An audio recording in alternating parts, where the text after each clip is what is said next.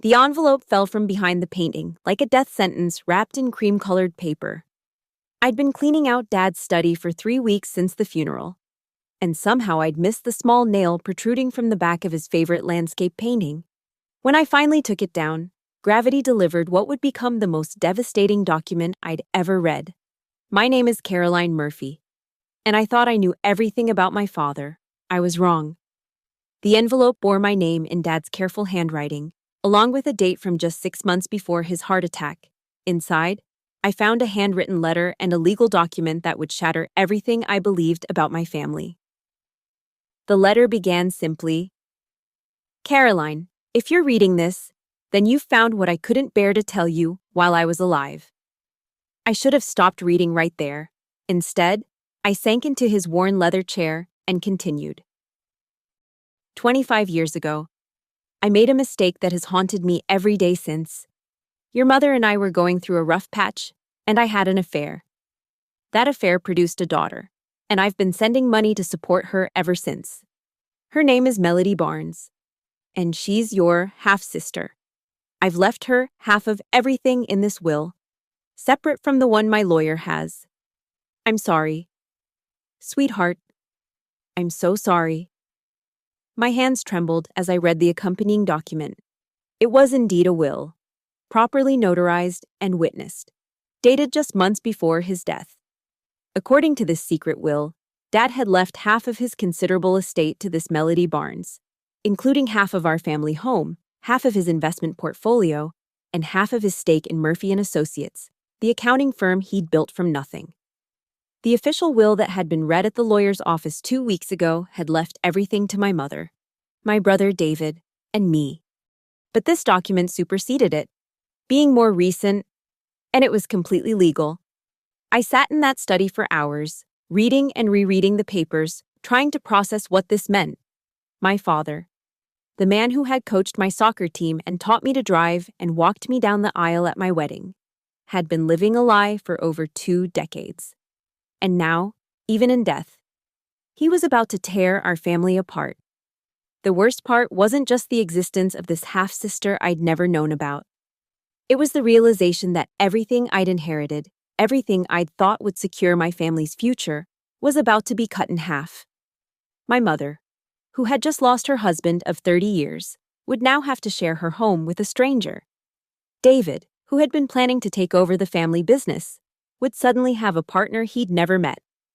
I folded the papers carefully and slipped them back into the envelope. I had a choice to make. I could destroy these documents, let the original will stand, and pretend this never happened. Or I could honor my father's wishes and contact this Melody Barnes, knowing it would destroy our family. The ethical choice was clear, but the personal cost was devastating. I decided to call David first. He answered on the second ring, his voice still carrying that hollow quality that had marked all our conversations since the funeral. "Caroline, what's wrong? You sound upset. I need you to come over to Dad's house, now, and bring Mom if she's up for it." "What's going on?" "I can't explain over the phone. Just come, please." An hour later, David arrived with our mother, Eleanor.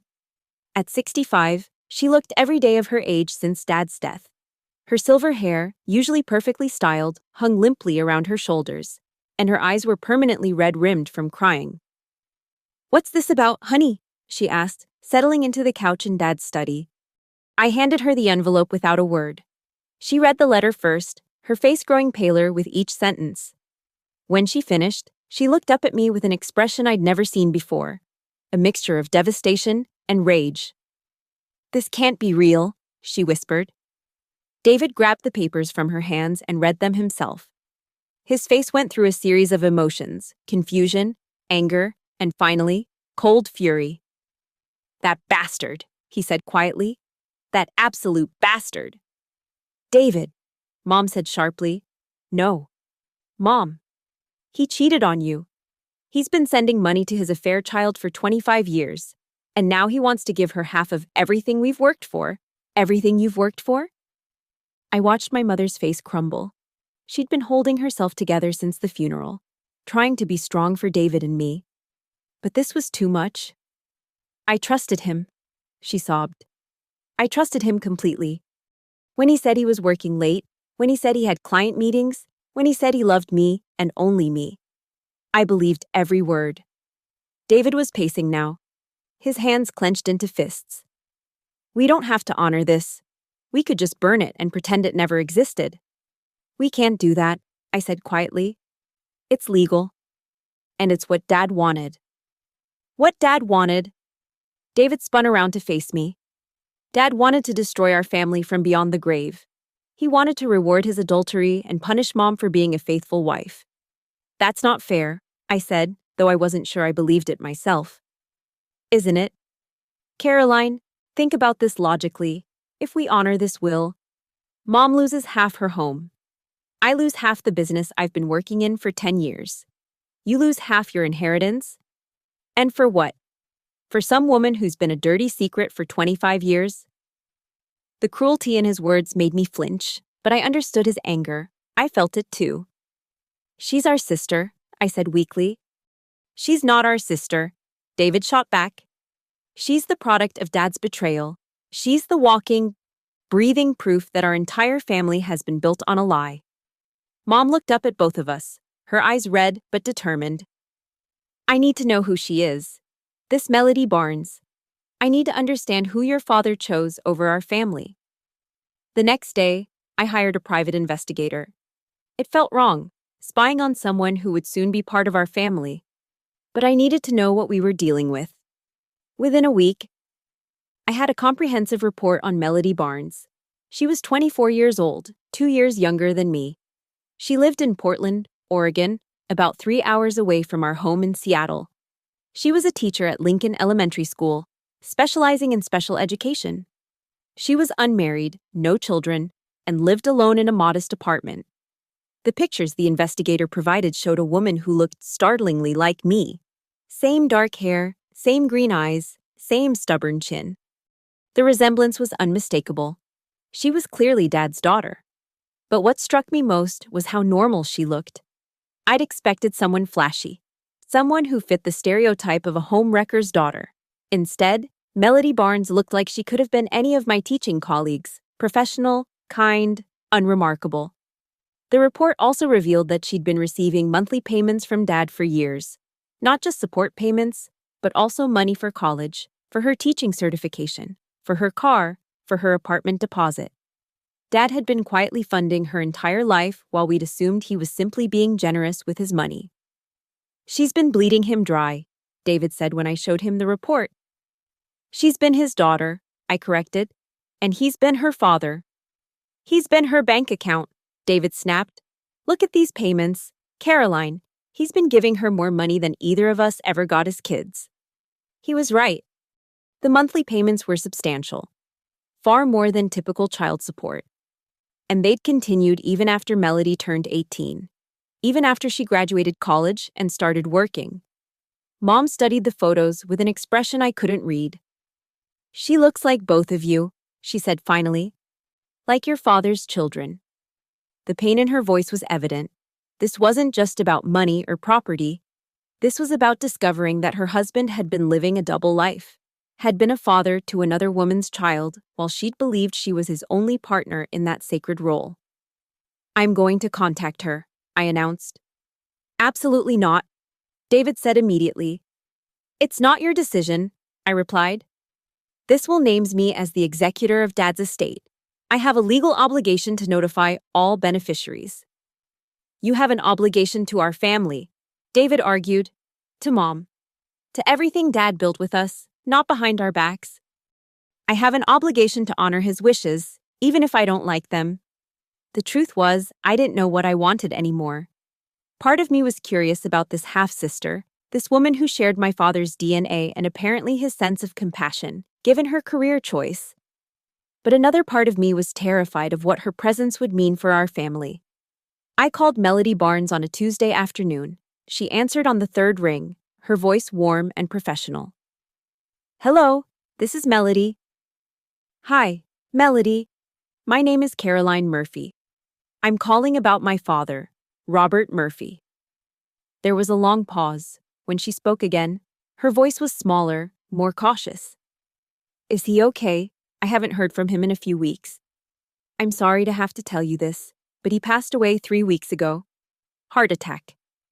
I heard her sharp intake of breath, followed by what sounded like a sob. Oh God, she whispered. Oh God, no. I was wondering why he hadn't called. He called every Sunday, and when he didn't call 2 weeks ago, I was worried. But I thought maybe he was just busy with work. The casual mention of weekly phone calls hit me like a physical blow. Dad had never called me weekly. Our conversations were usually monthly at best, and often focused on practical matters: my job, my mortgage, my car repairs. I'm so sorry for your loss, I managed to say. Thank you. I'm sorry for yours too. I know how much he loved you and David. He talked about you all the time. He talked about us. Of course. He was so proud of both of you. He showed me pictures of your wedding, and he bragged about David's success with the business constantly. I felt like I'd been punched in the stomach. Not only had Dad been maintaining a relationship with this woman, but he'd been sharing our lives with her, including her and our family milestones from a distance. Melody, I need to meet with you. There are some things about Dad's estate that we need to discuss. I don't understand. I'm not mentioned in his will. He always said everything would go to his family. It's complicated. Could you come to Seattle this weekend? I'll pay for your travel expenses. I don't need you to pay for anything, she said, her voice taking on a defensive edge. I can pay my own way. But I don't understand why you want to meet with me. Because you're my sister, I said, the words feeling strange in my mouth. And you're mentioned in Dad's will. Another long pause. I'm your what? I think we need to have this conversation in person. We arranged to meet at a coffee shop in downtown Seattle that Saturday afternoon. I arrived early and chose a corner table where we could have privacy. I recognized her immediately when she walked in, despite having only seen photographs. The family resemblance was even more striking in person. She was beautiful in an understated way, with shoulder-length brown hair and intelligent green eyes. She wore a simple sweater and jeans, and she looked nervous as she scanned the coffee shop. I waved her over, and she approached the table cautiously. Caroline? Yes. Thank you for coming. She sat down across from me, studying my face with the same intensity I was studying hers. You look like him, she said quietly. Like Robert. So do you. We sat in awkward silence for a moment before she spoke again. I don't understand what's happening. You said I'm your sister? That's not possible. Robert was my father's friend. Not my father. I pulled out the envelope and handed it to her. I found this in Dad's study after he died. I think you should read it. She opened the envelope with shaking hands and read the letter. I watched her face change as she processed the information: confusion, shock, denial, and finally, a dawning understanding. This can't be real, she whispered, echoing my mother's words from days earlier. The DNA test results are in there too, I said gently. Dad had one done a few years ago. She found the lab report and stared at it. 99.9% probability of paternity. I'm sorry, I know this is a lot to process. My mother told me my father was someone she dated briefly who died in a car accident when I was a baby. She said she didn't know much about him, just that he was a good man who would have loved me. That was partially true, I said. He did love you. The money he's been sending you all these years, the phone calls, the involvement in your life. That wasn't obligation. That was love. She looked up at me, tears streaming down her face. I thought he was just being kind. Mom's friend who felt sorry for the single mother and her kid. I never suspected. Neither did we. None of us knew about you until I found that letter. When? Your mother doesn't know about me? She knows now, so does my brother David. They must hate me. They don't hate you. They're angry and hurt and confused, but they don't hate you. You didn't ask for any of this. She was quiet for a long time, reading and rereading the will. He left me half of everything? Yes. I don't want it. What? I don't want his money. I don't want to take anything away from his real family. You are his real family, I said firmly. You're his daughter, just like I am. But I'm also the reason your parents' marriage was built on a lie. I'm the proof of his betrayal. You're not responsible for his choices, I said. You were a child when this all started. But I'm an adult now, and I can choose not to accept this inheritance. It's not that simple, I explained. The will is legal, even if you don't want the money. It still exists, and there are tax implications, legal complications. Then I'll give it all to you. To your mother and David. That's not what Dad wanted.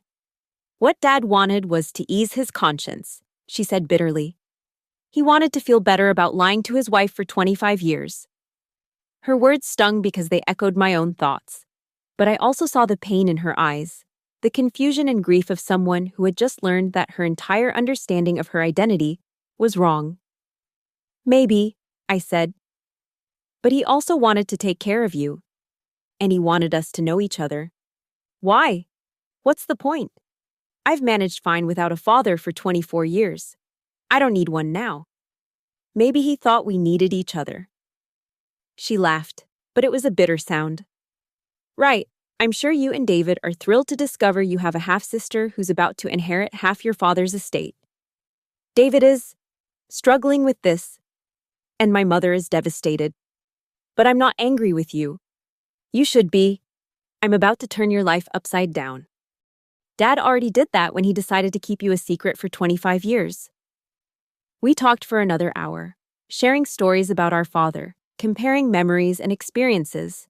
It was surreal.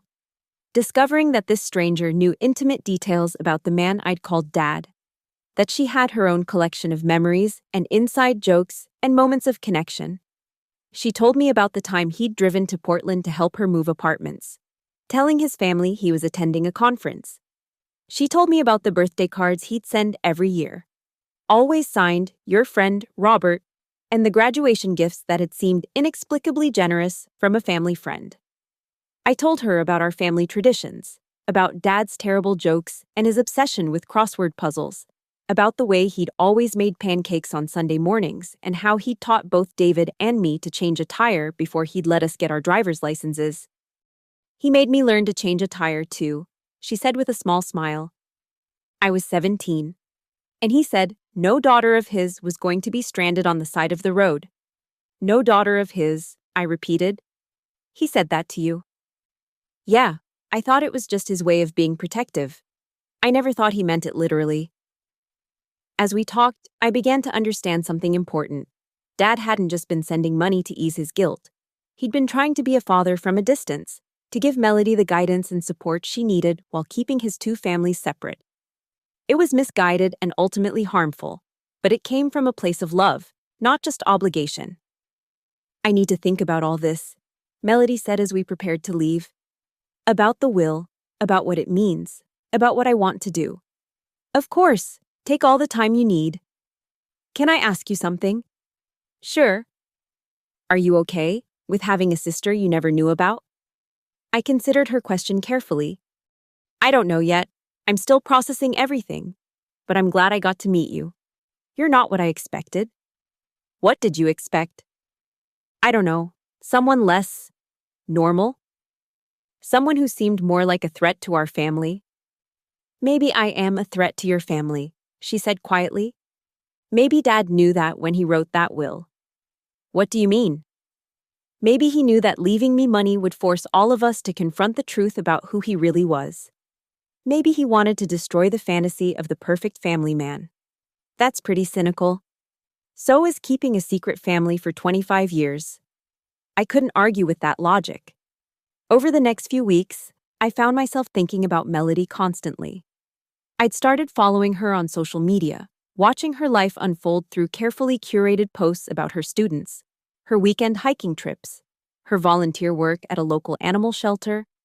She seemed genuinely kind and engaged with her community in ways that reminded me of Dad's own commitment to helping others. Meanwhile, the tension at home was escalating. David was pushing hard for us to challenge the will, to claim that Dad was mentally incompetent when he wrote it, or that he'd been under duress. Mom was swinging between grief and rage. mourning the husband she thought she knew while feeling betrayed by the man he'd actually been. "I want to sell the house," she announced one evening when David and I came over for dinner. "Mom, you don't have to do that," I said. "We can figure out the logistics with Melody." "I can't live in a house where half of everything belongs to his affair child," she said flatly. "I can't wake up every morning knowing that the woman he cheated with has a claim to my bedroom furniture." "She's not her mother," I pointed out. "She didn't choose any of this." "She's the living proof of his betrayal," David said. "Every time we see her, we'll be reminded that Dad was a liar and a cheat." "He was also a good father," I said quietly. "To all of us." "Was he?" David challenged. "Because good fathers don't divide their attention between two families. Good fathers don't lie to their wives for decades. Good fathers don't leave their legitimate children wondering what else they don't know about their parent." His words hit hard because they reflected my own doubts. Had Dad been a good father? Or had he just been good at compartmentalizing? Had his love for us been genuine? Or had it been compromised by his divided loyalties? "I want to meet her," Mom said suddenly. David and I both stared at her. "Mom, I don't think that's a good idea," I said gently. "Why not? She's been part of his life for 25 years. She probably knows things about him that I don't. Maybe she can help me understand why he did this." "Mom, she's not going to have answers that will make you feel better," David said. "She's going to remind you of everything you've lost." "I've already lost everything," Mom replied. "My husband, my trust, my sense of who I am. Meeting her can't make it worse." I arranged for Melody to come to the house the following weekend. She was reluctant at first, understandably nervous about meeting the woman whose husband had been her father. But she agreed, saying she wanted to understand the full scope of the situation before making any decisions about the inheritance. David refused to be there, saying he didn't want to participate in Dad's posthumous manipulation. I understood his anger, but I also thought he was being unfair to Melody. Mom spent the entire morning before Melody's arrival cleaning the house obsessively, even though it was already spotless. She was nervous, and I could see her hands shaking as she arranged and rearranged the flowers on the dining room table. "What if she looks like him?" she asked me for the third time. "She does look like him," I said. "She looks like all of us. She's unmistakably his daughter." "I don't know if I can handle that." "You don't have to handle anything except meeting her. Just see her as a person, not as a symbol of Dad's betrayal." Melody arrived at exactly 2 o'clock, carrying a small bouquet of flowers. She was dressed conservatively in a navy dress and cardigan, and she looked as nervous as Mom did. "Mrs.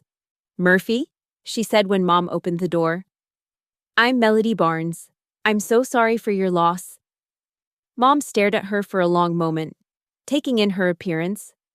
I could see the moment when she recognized the family resemblance, when she understood that this young woman was undeniably her husband's daughter.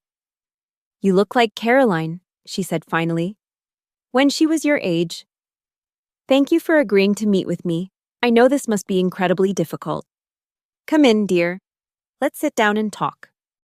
We settled in the living room, the same room where Dad used to read his Sunday paper and where we'd opened Christmas presents for 30 years. Having Melody there felt both natural and deeply wrong. "I want you to know," Melody began, "that I had no idea Robert was my father until Caroline told me. My mother said my father was dead, and I never questioned it." "What did you think Robert was to you?" Mom asked. "A family friend, someone who was kind to my mother and felt sorry for me. I thought the money he sent was just generosity." "He sent you money regularly?" "Every month, for as long as I can remember. And he called every Sunday to check in, to ask about school and work, and just to talk." I watched Mom's face as she processed this information. Dad had never called me every Sunday. He'd never been that consistently present in my life. "He talked about me," Melody continued. "About all of you. He was so proud of Caroline's career, of David's success with the business. He showed me pictures of your wedding, Mrs. Murphy, your 25th anniversary party. He loved you all so much." "If he loved us so much, why did he lie to us for 25 years?" Mom asked, her voice breaking. I don't know, Melody said honestly.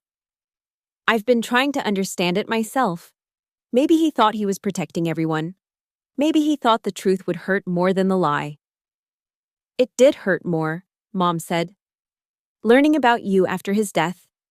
When I can't even confront him about it. When I can't ask him why or how or what he was thinking. It's destroyed everything I thought I knew about my marriage. I'm so sorry, Melody said, tears in her eyes. I never wanted to hurt anyone. I never wanted to be the reason your family was torn apart. You're not the reason, I said firmly. Dad's choices are the reason. But I'm the consequence of those choices, Melody replied. I'm the walking, breathing reminder of his betrayal. Mom looked at her for a long moment, then spoke quietly. You're also his daughter, and you're not responsible for his mistakes. I don't want his money, Melody said. I don't want to take anything that belongs to your family. Legally, it belongs to you too, Mom said. According to that will. I can refuse it. I can sign papers giving it all back to you. Is that what you want to do? Melody was quiet for a moment. I don't know what I want. I'm confused and hurt and angry. I feel like I've lost my father too, even though I never really knew he was my father. The man I thought I knew was a kind family friend. The man I've discovered he was is more complicated than that. He was complicated, Mom agreed. But he wasn't a bad man.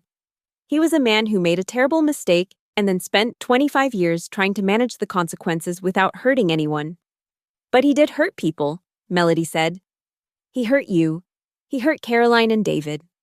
He hurt me by lying about who he was. Yes, Mom said.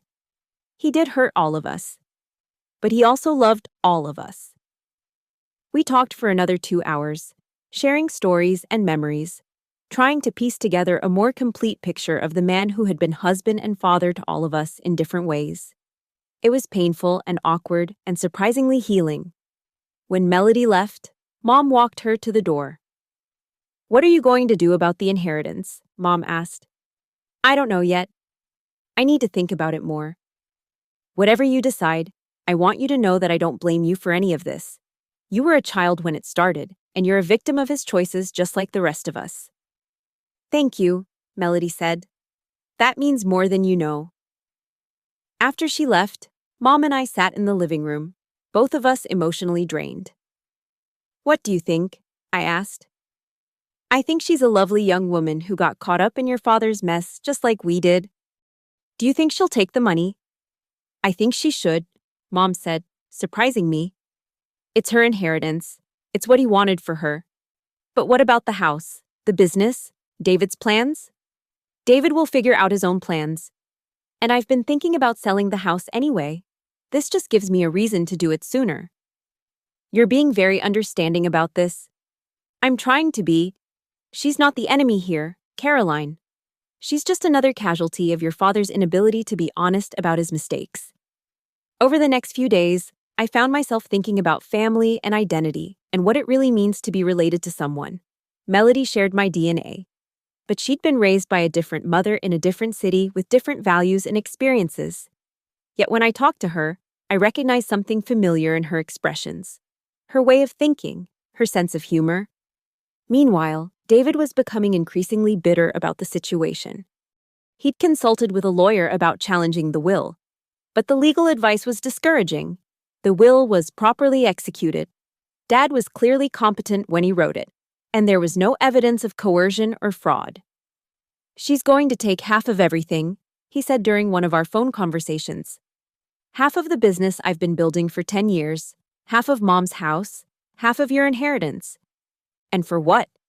Because Dad couldn't keep his pants zipped 25 years ago? She's his daughter, I said. She has a right to her inheritance.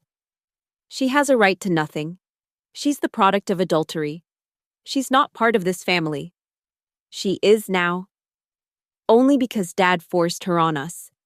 This isn't some heartwarming story about discovering long-lost family members, Caroline. This is about a man who betrayed his wife and legitimate children to support his affair child. Don't call her that. It's what she is. She's our sister. She's not my sister. She's nothing to me. David's anger was consuming him, and I was worried about what it might lead to.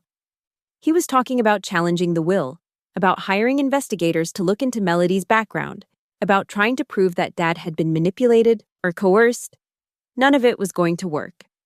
But it was going to cause a lot of pain and damage in the process. I decided to call Melody again.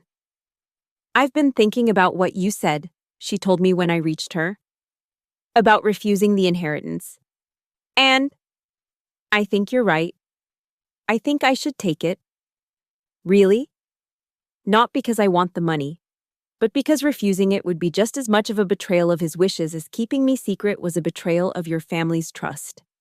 "That's very mature of you." "I don't feel mature. I feel like I'm stumbling around in the dark, trying to figure out what's right." "I think we all are." "There's something else," she said. "I've been thinking about what your mother said, about how she doesn't blame me for this situation. I want to do something to help." "What do you mean?" "I want to use part of the inheritance to help your mother, maybe help her buy a new house, or travel, or whatever she needs to rebuild her life."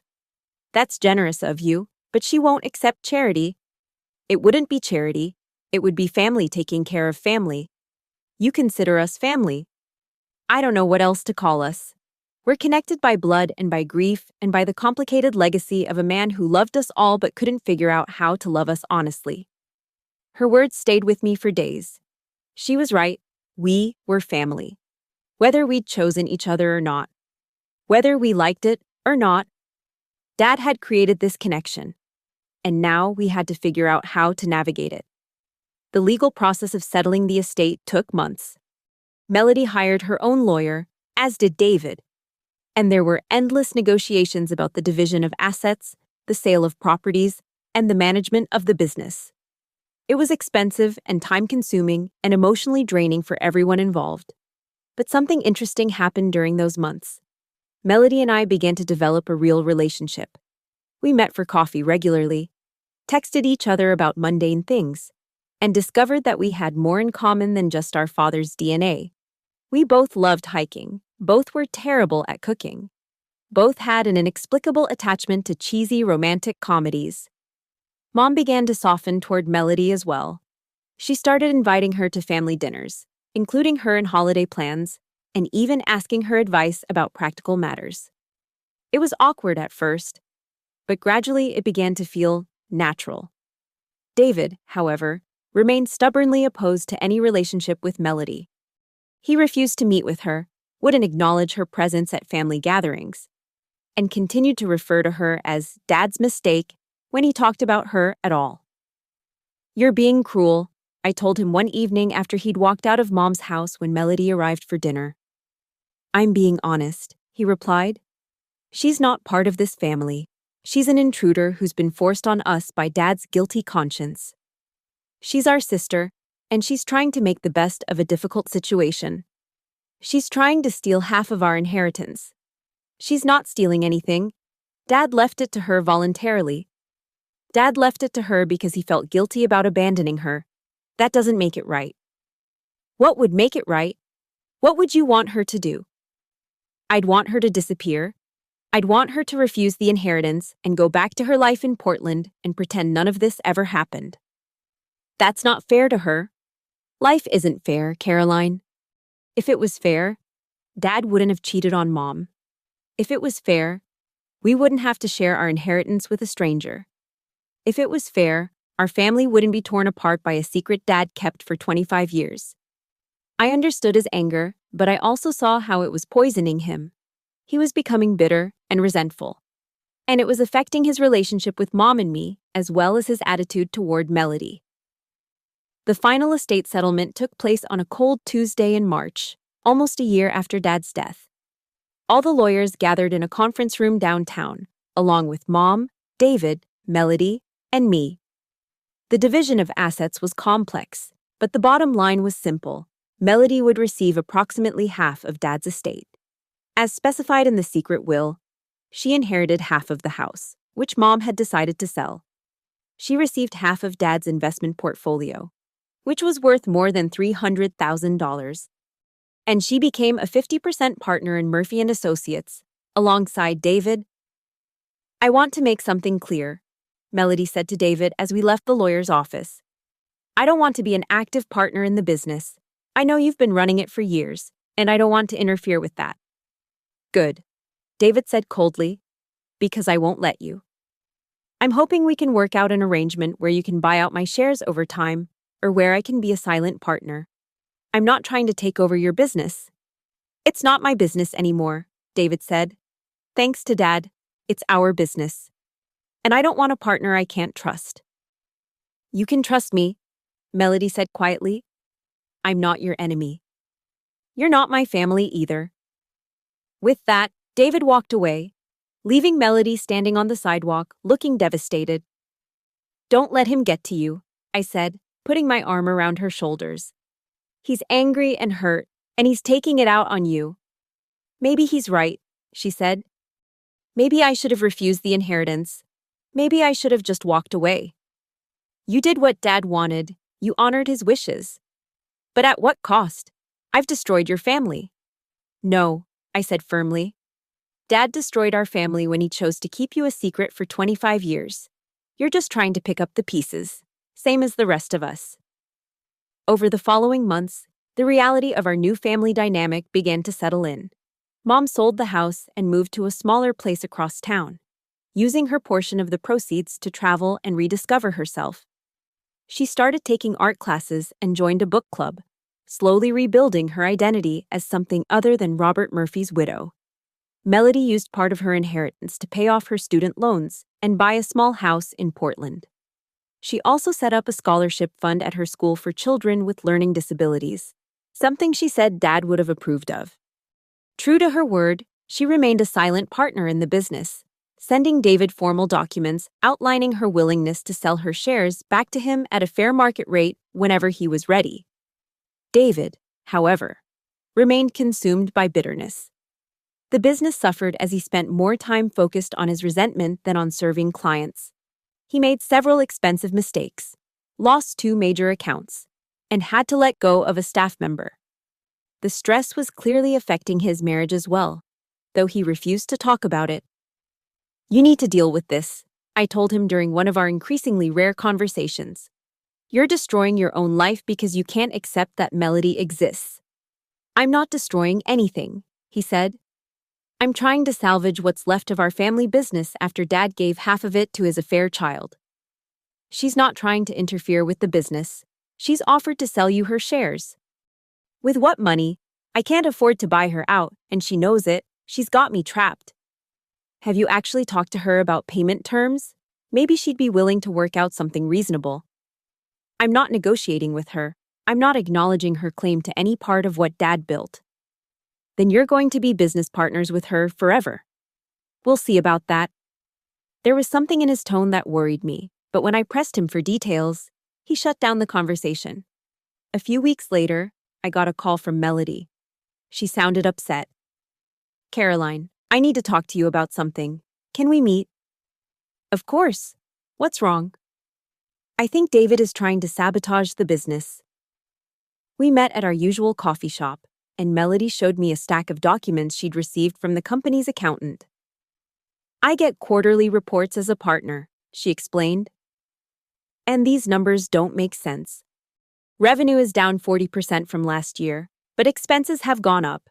There are payments to consulting firms I've never heard of, and the cash flow projections look terrible." I studied the documents. I wasn't an accountant, but even I could see that something was wrong. "Have you talked to David about this?" "I've tried. He won't return my calls or emails. And when I went to the office, he refused to see me." "Let me talk to him." "I don't think he's going to listen to you either. I think he's trying to run the business into the ground so that my shares become worthless." "He wouldn't do that. He's worked too hard to build that company. Unless he thinks he can blame the failure on me and then start over with a new company." The possibility was chilling, but it also made a twisted kind of sense. If David could destroy the business while making it look like Melody's fault, he could eliminate her claim to the Murphy legacy and start fresh. I confronted David the next day at his office. "We need to talk about the business finances," I said, walking into his office unannounced. "I'm busy. Caroline." "Make time." Melody showed me the quarterly reports. "What's going on?" "Nothing that concerns you." "Everything about this family concerns me. Are you deliberately sabotaging the business?" "I'm trying to save it from the damage Dad caused when he gave half of it to someone who doesn't understand the first thing about running a company." "She's not involved in running the company. She's a silent partner." "There's no such thing as a silent partner when you're talking about 50% ownership. Every decision I make, every risk I take, every investment I consider, it all affects her bottom line. I can't run a business when I'm constantly worried about how my decisions will impact someone I don't trust." "So your solution is to run it into the ground?" "My solution is to prove that Dad's decision was a mistake.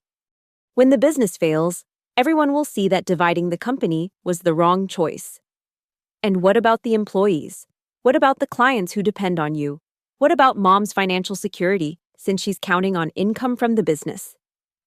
"I'll figure out a way to take care of Mom. As for the employees and clients, they'll be better off in the long run when I start a new company without the baggage of Dad's mistakes." "You're talking about destroying everything Dad built." "Dad already destroyed everything he built when he wrote that secret will. I'm just cleaning up the mess." I left David's office feeling sick.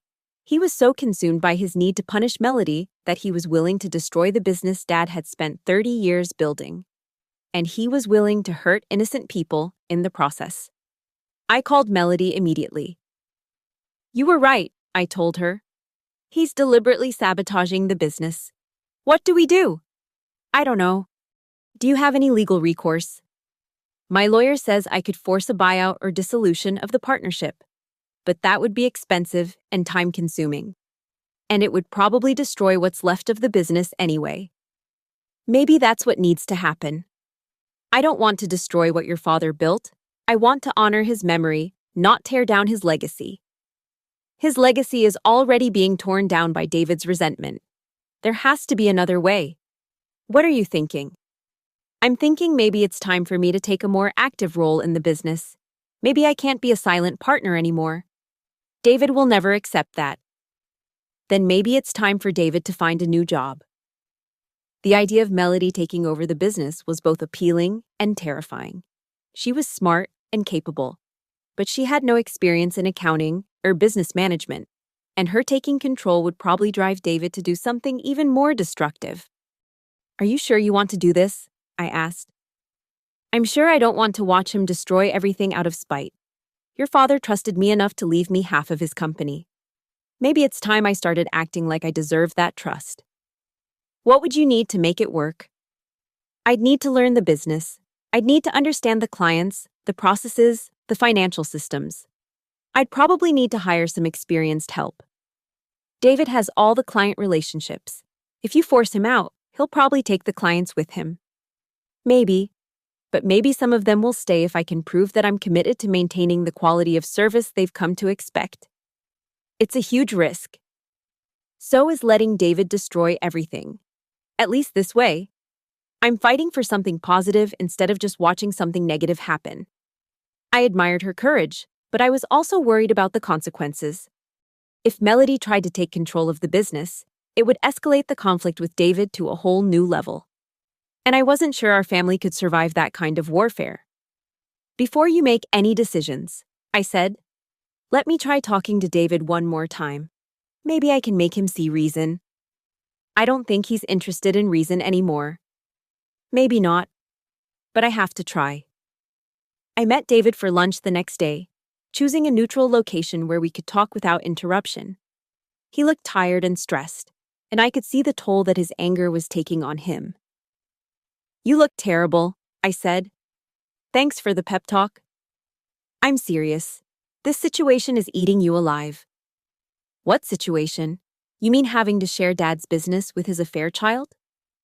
"I mean holding on to anger that's destroying your life." "My life was destroyed the day I found out that Dad had been lying to us for 25 years. "No, it wasn't. Your life was complicated by that discovery, but it wasn't destroyed. You're destroying it now by refusing to deal with the reality of the situation. The reality is that Dad betrayed our family and rewarded his betrayal by giving half of everything to the woman he should have abandoned 25 years ago. The reality is that Melody is your sister. She's part of this family now, and she's trying to make the best of a difficult situation. She's not my sister. She shares your DNA. She shares your father. She shares your sense of humor and your stubborn streak and your tendency to overthink everything. I don't know what you're talking about. I've been spending time with her, David. I've gotten to know her. She's not some scheming outsider trying to steal our inheritance. She's a good person who got caught up in Dad's mess just like we did. She's the living proof of Dad's betrayal. She's also the living proof of his capacity for love. He loved her enough to support her for 25 years. He loved her enough to include her in his will. He loved her enough to want us to know her. He loved her more than he loved us. That's not true, isn't it? He called her every Sunday. He visited her in Portland. He was more involved in her life than he ever was in ours. Maybe because he felt guilty about not being able to be a full-time father to her. Or maybe because she was his real daughter, and we were just the legitimate ones he was stuck with. David, that's not fair to Dad or to us or to her. Fair? Nothing about this situation is fair. You're right, it's not fair. But it's what we've got. And we have to figure out how to deal with it.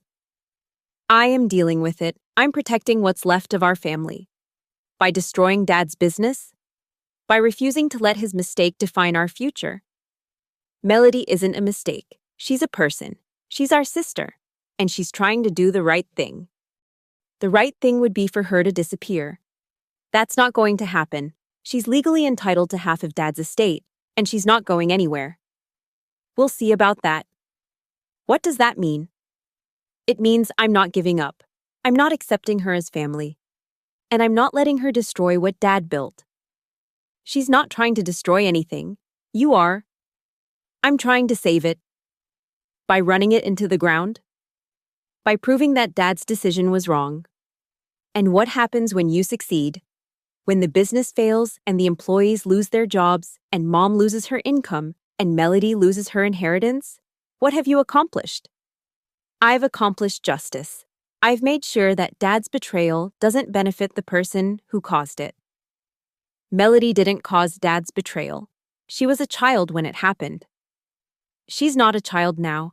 She's an adult who's choosing to accept money that rightfully belongs to our family. It's her inheritance. Dad left it to her voluntarily. Dad left it to her because he felt guilty. That doesn't make it right. We were going in circles, and I could see that David was too entrenched in his position to consider any alternatives. His anger had become part of his identity, and letting go of it would require him to acknowledge that he'd been wrong about Melody, wrong about the situation, and wrong about his own behavior. I'm going to ask you one more time, I said. Will you please consider working with Melody instead of against her? Will you please consider that maybe Dad knew what he was doing when he wrote that will? No. Then you're going to force her to take more active control of the business. She can try, but she doesn't know anything about running a company, and she doesn't have the client relationships that make the business valuable. She's a smart woman. She'll figure it out. And I'll make sure she fails. Then you'll be destroying everything Dad worked for out of spite. I'll be protecting everything Dad worked for from someone who doesn't deserve it. I left that lunch feeling hopeless. David was so committed to his anger that he couldn't see how destructive it was becoming. And Melody was right. She couldn't remain a silent partner while he actively sabotaged the business. That evening, I called Melody and told her about my conversation with David. I'm sorry, I said. I tried to reason with him, but he's not willing to listen. I appreciate you trying, but I think we both know that talking isn't going to solve this. So what's your plan? I'm going to hire a business consultant to help me understand the company's operations. I'm going to meet with the key clients and employees to introduce myself and assure them that I'm committed to maintaining the quality of service they expect. And I'm going to give David an ultimatum: work with me, or I'll force a buyout of his shares. That's going to be expensive. I've got enough money from the inheritance to make it work, and if I have to go into debt to buy him out, so be it. He's not going to make it easy for you. I don't expect him to, but I'm not going to let him destroy the business out of spite. What about our family? This is going to tear us apart completely. Our family's already torn apart. The question is whether we can rebuild it on a foundation of honesty and acceptance, or whether we're going to let Dad's secret destroy us permanently. I want to help, I said. Whatever you decide to do, I want to help you make it work. Are you sure? David is your brother. This is going to put you in a difficult position. David is my brother, but he's wrong about this. And you're my sister too. Thank you. That means everything to me. Over the next few weeks, Melody began implementing her plan. She hired a business consultant who specialized in family-owned companies and started learning everything she could about accounting practices, client management, and business operations. She scheduled meetings with the company's major clients, introducing herself and explaining her commitment to maintaining continuity of service. The response was mixed. Some clients were concerned about the change in leadership, while others were intrigued by Melody's fresh perspective and commitment to the business. A few mentioned that they'd been concerned about the recent decline in service quality and were hopeful that new leadership might improve things. Meanwhile, David was becoming increasingly erratic. He started missing meetings, failing to return client calls, and making careless mistakes on important projects. It was clear that he was either losing his grip on the business or deliberately sabotaging it. The situation came to a head when David made a critical error on a major client's tax return. An error that cost the client thousands of dollars in penalties and threatened to result in a lawsuit. The client, a manufacturing company that had been with the firm for 15 years, was furious and demanded an explanation. Melody called an emergency meeting with the client, bringing along the business consultant and a senior tax attorney. She apologized for the error, explained the steps she was taking to prevent similar mistakes in the future, and personally guaranteed that the firm would cover all penalties and legal costs. I know you don't know me, she told the client, but I want you to know that I'm committed to rebuilding the trust that this firm has lost. My father built this company on relationships and reliability, and I intend to honor that legacy. The client was impressed by her honesty and professionalism, and agreed to give the firm another chance. But the incident made it clear that David's behavior was putting the entire business at risk. I need to remove him from client contact, Melody told me after the meeting. He's becoming a liability. How are you going to do that? I'm going to exercise my rights as a 50% partner and restructure the company's management. I'm going to hire an experienced accounting manager to handle day-to-day operations, and I'm going to limit David's role to internal functions only. He's not going to accept that. Then he can sell me his shares and leave. What if he refuses? Then I'll force a dissolution of the partnership and start over with a new company. That seems extreme. So is letting him destroy everything Dad built. I've tried being reasonable, I've tried being patient, and I've tried being accommodating. But I can't be responsible for a business that's being deliberately sabotaged. What about the employees? If I start a new company, I'll hire them all back. They shouldn't have to suffer because of David's anger. And the clients? I think most of them will follow. They're more concerned about getting good service than they are about the company's name. You're talking about essentially stealing David's business. I'm talking about saving Dad's business from David's self-destructive behavior. I had to admit that her plan made sense. David was so committed to sabotaging the business that he was making it impossible for anyone to succeed. And Melody had shown more professionalism and business acumen in a few weeks than David had shown in months. What do you need from me? I asked. I need you to be prepared for David to hate both of us, because when I make my move, he's going to see it as a betrayal by everyone in the family. He already sees it that way. This is going to be worse. This is going to be war. She was right. When Melody implemented her restructuring plan, David's reaction was immediate and vicious. He accused her of stealing the business, of manipulating our father, and of destroying the family. He hired a lawyer to challenge her authority as a partner, and he threatened to sue her for fraud and breach of fiduciary duty. You're just like him, he said to me when I tried to talk to him about the situation. You're choosing his affair child over your own brother. I'm choosing what's best for the business and the family. The business is being stolen, and the family is being destroyed, and you're helping it happen. The family was already destroyed when Dad kept Melody a secret for 25 years. I'm trying to help us rebuild it. There's nothing to rebuild. There's only what's left of our real family. And we're being forced to share it with an outsider. She's not an outsider. She's Dad's daughter. She's the product of his betrayal. And now she's completing that betrayal by taking everything that should belong to us. She's trying to save the business that you've been deliberately destroying. I've been trying to protect it from her influence. By running it into the ground. By proving that Dad's decision was wrong. All you've proven is that anger makes people destructive. And all you've proven is that you're more loyal to Dad's mistake than you are to your own family. Our relationship, which had been strained for months, finally snapped completely. David stopped speaking to me, stopped including me in family discussions, and made it clear that he considered me a traitor to our family's interests. Mom was caught in the middle, trying to maintain relationships with both David and Melody while dealing with her own grief and confusion. She was proud of Melody's efforts to save the business, but she was also heartbroken by David's anger and isolation. I feel like I'm losing both my children, she told me one evening. David is so consumed by bitterness that he's becoming someone I don't recognize. And you're so focused on protecting Melody that you're forgetting about your brother's pain. I'm not forgetting about David's pain, but I can't let his pain justify destroying everything Dad worked for. Maybe there's a way to help everyone. I don't think David wants to be helped. I think he wants to be angry. People sometimes need to be angry before they can heal. And sometimes they get so comfortable with anger that they forget how to let it go. Don't give up on him, Caroline. He's your brother. Melody is my sister too. I know. And I'm proud of how you've handled this situation. But David is hurting more than you realize. We're all hurting.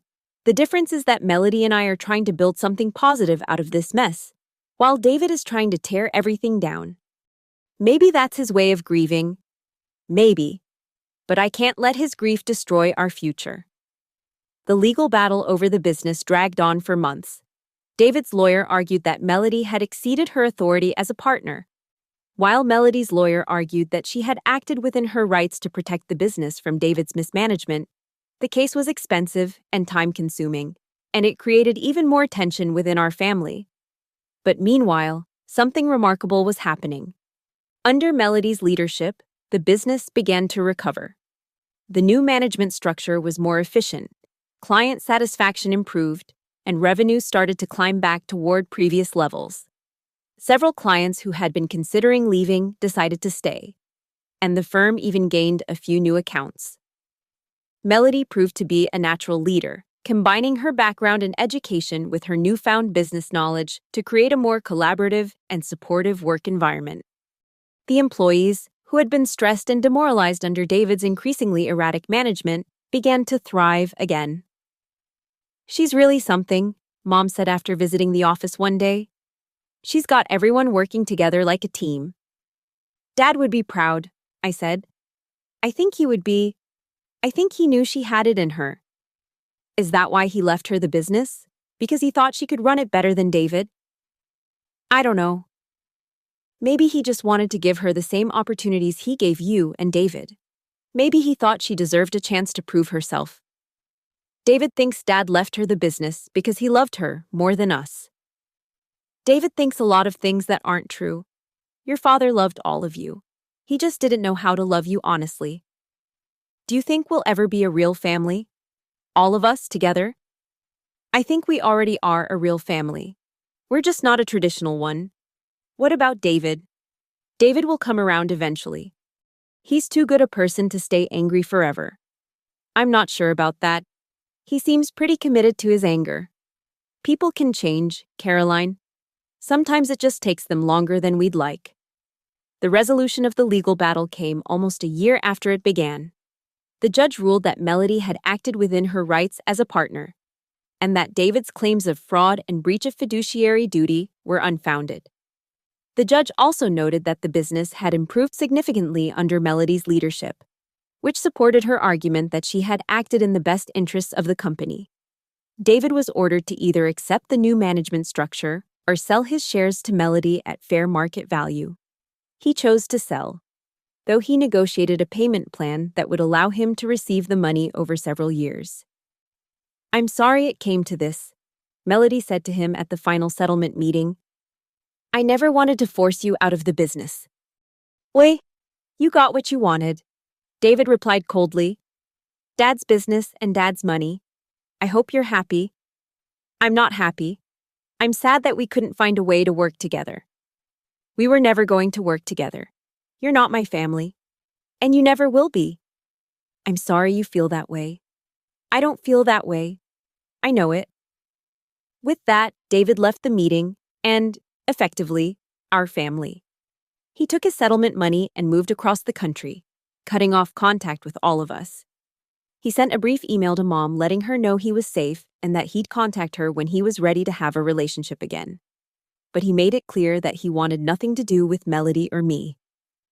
"I've lost my son," Mom said after reading David's email. "You haven't lost him," I said. "He's just taking a break from us." "What if he never comes back?" "Then we'll have to accept that. But I don't think he'll stay away forever." "I hope you're right." "I think I am." David is angry and hurt. But he's not cruel.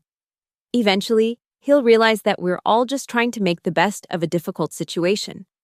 And if he doesn't, then we'll continue to be a family without him until he's ready to join us again.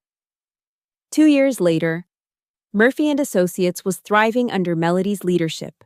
The firm had grown to include several new employees, had expanded its service offerings, and had built a reputation for excellence in the local business community. Melody had proven herself to be not just a competent manager, but an innovative leader who understood how to adapt traditional practices to modern needs. Mom had found her own path to healing, using her portion of Dad's inheritance to travel, pursue her interests, and build a new life for herself. She had developed a close relationship with Melody, who had become like a second daughter to her. "She's so much like your father," Mom said one evening as we watched Melody interact with her employees at the company holiday party. "She has his sense of fairness and his commitment to doing the right thing. She also has his stubbornness," I observed. "That too. But she uses it better than he did." "Do you think he knew she'd be able to run the business?" "I think he hoped she would. I think he saw something in her that he wanted to nurture. Even if it meant dividing our family." "I don't think he meant to divide our family. I think he meant to expand it." "Same result, though. For now." But families can heal from divisions. It just takes time. "Any word from David?" "He sent a Christmas card, just signed his name, but it's something. That's progress. Small progress, but progress." I had my own complicated relationship with the situation. On one hand, I was proud of Melody and grateful for the way she'd handled everything. She'd shown remarkable grace under pressure, and she'd proven herself worthy of Dad's trust. On the other hand, I missed David terribly, and I was sad that our family had been fractured by circumstances beyond our control. But I'd also learned something important about the nature of family. Family isn't just about blood relations or legal documents or traditional structures. It's about the people who choose to care for each other, who choose to work through difficulties together, who choose to build something positive out of whatever circumstances they're given. Melody had chosen to be part of our family, even when it would have been easier to walk away. She'd chosen to honor Dad's memory by building on his legacy rather than rejecting it. She'd chosen to treat Mom with kindness and respect, even though she could have seen her as the wife of the man who had abandoned her. And Mom had chosen to accept Melody as a daughter, even though she could have seen her as a reminder of Dad's betrayal. She'd chosen to focus on the person Melody was, rather than the circumstances of her birth. I'd made my own choices too. I'd chosen to see Melody as a sister rather than a threat. I'd chosen to support her efforts to save the business rather than side with David's destructive anger. I'd chosen to believe that Dad's love for all of us was genuine, even if his methods were flawed. David had made different choices. He'd chosen to see Melody as an enemy rather than a sister. He'd chosen to let his anger consume him rather than working through his grief. He'd chosen to destroy rather than build, to reject rather than accept. I understood his choices, even if I disagreed with them. Learning about Melody had been a shock to all of us, and everyone had to process that shock in their own way. But I hoped that someday he'd be ready to make different choices, to choose healing over anger, connection over isolation. The story of our family wasn't over. It had been interrupted by revelations and complicated by legal battles and marked by painful divisions. But it was still being written. And I believed that future chapters could be different from the recent ones. 3 years after finding Dad's secret will, I received an unexpected phone call. "Caroline, it's David." I almost dropped the phone. We hadn't spoken in over a year, not since the final settlement meeting. "David, how are you?" I'm okay. I'm in therapy, actually. Working through some things." "That's good. I'm glad." "I wanted to call because I owe you an apology. I owe all of you an apology." "You don't owe me anything." "Yes, I do. I was wrong about a lot of things. I was angry and hurt, and I took it out on people who didn't deserve it. We all handled things badly. It was an impossible situation. Maybe. But I made it worse than it had to be. I was so focused on punishing Dad for his betrayal that I ended up betraying the family myself." "David, let me finish. I've been thinking about this for a long time. Dad made a mistake when he had an affair. He made another mistake when he kept Melody a secret. But the biggest mistake was mine. When I decided that she was the enemy instead of recognizing that she was another victim of his poor choices. She's not a victim anymore. She's thriving. I know. I've been following the business online. She's done an amazing job. She has. Dad would be proud. I think he would be. I think he knew she had it in her." "Is that why you're calling? To talk about Melody?" "Partly. But mostly I'm calling to ask if there's any chance we can be a family again. All of us." "Of course there's a chance. We never stopped being a family. David, we just got scattered for a while. I don't know if Melody will forgive me for the things I said and did. There's only one way to find out. Would you ask her if she'd be willing to talk to me?" "I will. But I think she'd be open to it. She's always said that she wanted us to be a real family. Even after the way I treated her? Especially after the way you treated her. She understands that you were grieving and angry. She never took it personally. She should have. I was terrible to her. You were protecting yourself the only way you knew how. She understands that. I hope so. I want to make things right.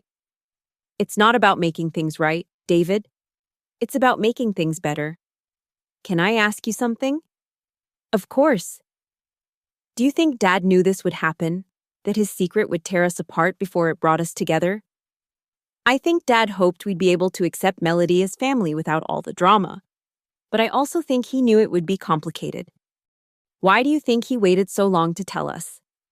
"I think he was afraid of exactly what happened.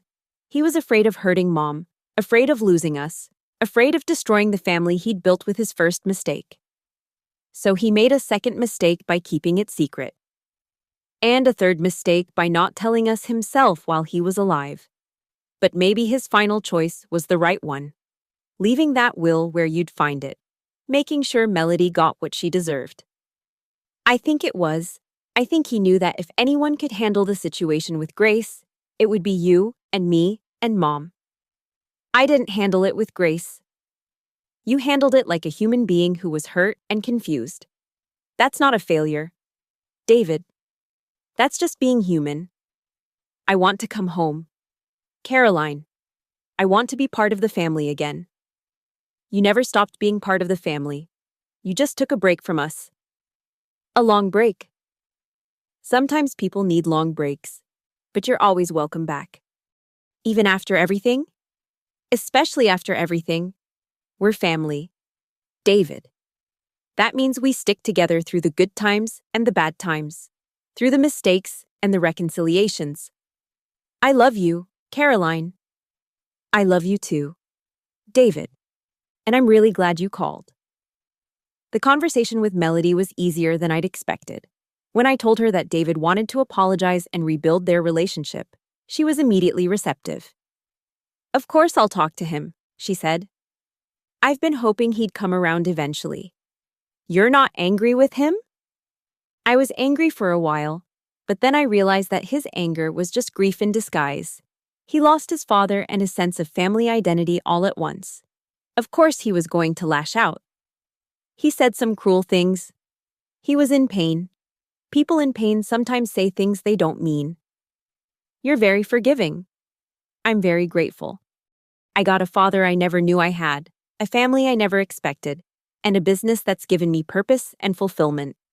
I can afford to be forgiving." "Dad would be proud of you." "I hope so. I hope he'd be proud of all of us." "Even David?" "Especially David. It takes courage to admit you were wrong and try to make things right." David came home for Thanksgiving that year, 3.5 years after Dad's death. It was awkward at first, but gradually the old rhythms of family life reasserted themselves. He apologized to Mom, to Melody, and to me, and he asked for our forgiveness. "I forgive you," Melody said simply. "But more than that, I understand you. We all lost something when we learned about Dad's secret. You lost your sense of who he was. And that's a terrible thing to lose." "I also lost my sense of who I was," David said. "I let my anger define me for so long that I forgot who I was underneath it. And now I'm trying to remember. I'm trying to be the person Dad raised me to be, instead of the person his mistakes made me become. That's all any of us can do." We spent that weekend talking, sharing memories, and getting to know each other again. David was different, quieter, more reflective, more careful with his words. But he was also more genuinely present than he'd been in years. "I've missed this," he said as we sat around Mom's dining room table. "I've missed being part of a family." "You are always part of this family," Mom said. "You just needed time to figure out how to be part of it again." "I'm sorry I took so long." "You took the time you needed," Melody said. "There's no timeline for healing." "I want to be involved in the business again," David said. "Not as an owner, but as an employee, if you'll have me." Melody looked surprised. "Are you sure? You could start your own firm with your settlement money." "I could, but I don't want to compete with Dad's legacy. I want to be part of it." What would you want to do?" "Whatever you need. I'm a good accountant, and I know the clients. I could help with the day-to-day operations." "You'd be working for me." "I'd be working with you, for the business Dad built and that you saved." "I'd like that," Melody said. "I'd like that a lot." "Really?" "Really. The business has grown enough that I need more experienced help, and I think our clients would be happy to see you back." "What about the employees? They might not trust me after the way I behaved." "They'll trust you if I trust you, and I do trust you." "Even after everything?" "Especially after everything. It takes integrity to admit you were wrong and ask for forgiveness." "I don't deserve your forgiveness." "Nobody deserves forgiveness. That's what makes it meaningful." David returned to work at Murphy & Associates the following month, taking a position as senior accountant under Melody's leadership. It was a humbling experience for him, working for the company he'd once co-owned, taking direction from the woman he'd once tried to force out. But he threw himself into the work with a dedication and professionalism that impressed everyone. "He's like a different person," one of the longtime employees told me. "He's still David, but he's more focused, more collaborative, less angry." "People can change," I said. "Some people can. David's one of the lucky ones." The dynamic between David and Melody was fascinating to watch. They worked well together, combining his experience with her fresh perspective to create innovative solutions for their clients. There was still some awkwardness between them, but it was the awkwardness of people learning to trust each other, not the hostility of enemies. "Do you think they'll ever be close?" Mom asked me one evening as we watched them discuss a client case. "I think they already are, in their own way. They've been through something together that most siblings never experience. They've been through a war. And they've survived it. Sometimes that creates a stronger bond than just growing up together. I hope so. I want all my children to be close. All your children? David, you, and Melody. You're all my children now. Even though Melody isn't biologically yours, biology doesn't make a family. Love makes a family. And I love that girl as much as I love you and David. She loves you too. I know. She tells me all the time. She's not shy about expressing her feelings. Neither was Dad. No, he wasn't. When he loved someone, he loved them completely. Even when he couldn't love them honestly. Even then, his love was real, even if his methods were flawed. Do you think he knew how things would turn out? I think he hoped they would turn out this way. I think he hoped that eventually we'd all be able to accept each other and build something positive together. It took longer than he probably expected. But it happened. That's what matters. 5 years after finding Dad's secret will, our family had been transformed. We weren't the same family we'd been before his death. But we were stronger in some ways. We'd learned to be honest with each other, to work through conflict instead of avoiding it, to choose love over anger even when it was difficult. Mom had found peace with Dad's memory, accepting both his love and his flaws. She'd built a new life for herself that included all of her children, biological and chosen. She'd become a grandmother figure to several of Melody's students, and she'd found purpose in volunteering with organizations that supported single mothers. David had found his way back to the family and to himself. He'd learned to channel his intensity into productive work rather than destructive anger. He'd started dating again, and he'd begun talking about the possibility of having children of his own someday. Melody had blossomed into a confident business owner and family member. She'd proven herself worthy of Dad's trust and had built on his legacy in ways that honored his memory while creating something new. She'd also started a foundation that provided scholarships for children of single parents, using part of her inheritance to help other families avoid some of the struggles she'd experienced. And I had learned something important about the nature of family and forgiveness. I'd learned that families aren't just about blood relations or shared histories. They're about the people who choose to stand by each other through difficult times, who choose to build something positive out of whatever circumstances they're given. The envelope that had fallen from behind Dad's painting had contained more than just legal documents. It had contained a challenge to expand our definition of family, to choose love over anger, to build bridges instead of walls. We'd all responded to that challenge in our own ways, and we'd all grown from the experience. We'd learned that secrets have consequences, that love is more complicated than we sometimes want to admit, and that families can survive even the most devastating revelations if they're committed to healing and growth. Dad's secret had divided our family, but it had also ultimately strengthened it. We'd been forced to confront difficult truths about ourselves and each other, and we'd emerged from that confrontation more honest, more resilient, and more connected. The story wasn't over. There would be more challenges, more conflicts, more opportunities for growth and change. But we'd learned something valuable about how to face those challenges together. As a family that had been tested and proven strong enough to survive whatever came next. Sometimes the most devastating discoveries can lead to the most profound transformations. Dad's secret will had destroyed our illusions about our family. But it had also given us the opportunity to build something better, something more authentic, something more inclusive. We'd taken that opportunity, and we'd created a family that was stronger for having been broken and rebuilt. We'd learned that love is more powerful than anger, that forgiveness is more healing than resentment, and that families can be both broken and whole at the same time. The envelope that had changed everything was still in my desk drawer, a reminder of the day our family was divided and the beginning of the journey that had brought us back together. It was a reminder that secrets always have consequences, but that those consequences don't have to be destructive if we're willing to face them with courage and love.